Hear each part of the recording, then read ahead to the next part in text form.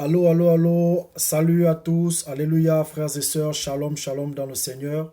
Bienvenue encore sur la chaîne Promise Land. Aujourd'hui, nous abordons un deuxième aspect de notre grand thème intitulé le développement personnel. Et dans ce deuxième aspect, nous avons vu que dans les 7 habitudes de ceux qui réussissent tout ce qu'ils entreprennent dans la vie, l'attitude numéro 1 était être proactif. La proactivité, nous l'avons définie dans une précédente vidéo. Mais aujourd'hui, le Seigneur me met à cœur de vous parler de la deuxième attitude ou habitude. La deuxième habitude développée par Stephen Covey, c'est de posséder une vision claire de sa vie. Posséder une vision claire de sa vie signifie quoi?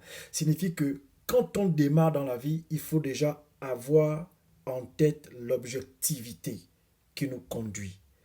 Posséder une vision claire de sa vie, c'est définir d'où on vient, où on est et où on veut véritablement aller.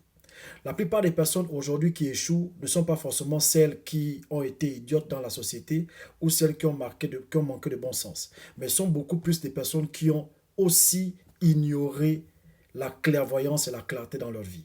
Beaucoup d'entre nous avons des projets, beaucoup d'entre nous avons tellement d'idées que nous ne savons vraiment pas où nous voulons y aller.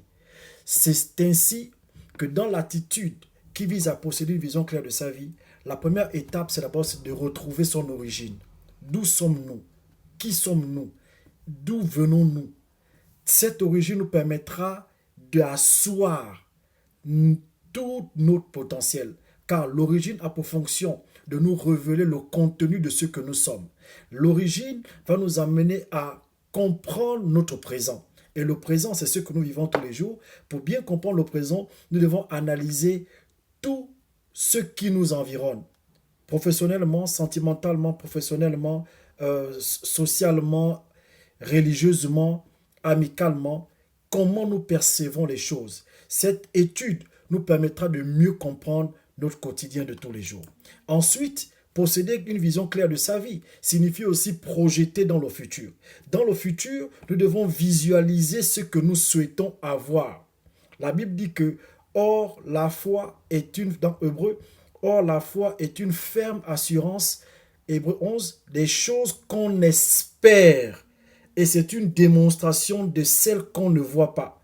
Mais je voudrais dire à quelqu'un que lorsqu'on a une vision claire de sa vie, les choses que ont exclusif, donc les choses que le grand nombre ne voit pas concernant ta vie, mais toi tu dois voir ces choses dans la foi. La foi te permet de voir ce que les autres ne voient pas dans ta propre vie. Et c'est ça, posséder une vision claire de sa vie, c'est de savoir qu'est-ce que je compte devenir demain, où comptes-tu aller demain, dans quel business veux-tu t'investir demain, quel sera le type de conjoint que tu auras demain, quel genre d'études tu auras demain, quelles sont les relations amicales que tu auras demain, quelles sont les relations ecclésiastiques que tu auras demain. La connaissance de la clairvoyance de soi, c'est la deuxième attitude qui nous permet d'enclencher notre développement personnel et de mieux comprendre notre environnement.